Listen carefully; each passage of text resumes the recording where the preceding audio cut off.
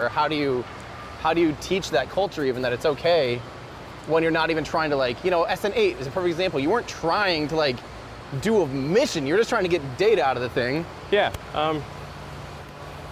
We have just a fundamentally different optimization for Starship versus, say, the polar extreme would be Dragon. Like Dragon, there can be no failures ever. Everything's got to be tested to 6 ways to Sunday.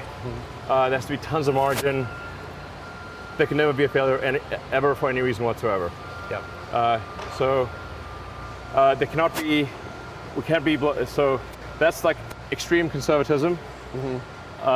Then Falcon is a little less conservative. It is possible for us to have, say, a failure of the booster on landing. That's not the end of the world. Right. And then for Starships is like the polar opposite of Dragon. We're iterating rapidly in order to create the first ever fully reusable rocket, orbital rocket. And fully and rapidly reusable. Reusable in a way that is like an aircraft. So rapidly reusable rockets.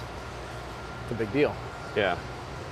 That's the fundamental holy grail for making life multiplanetary. Where do you think the space shuttle failed in being, definitely rapidly would be a word you got to scratch off the list. And refurbishable might Definitely be a better not word.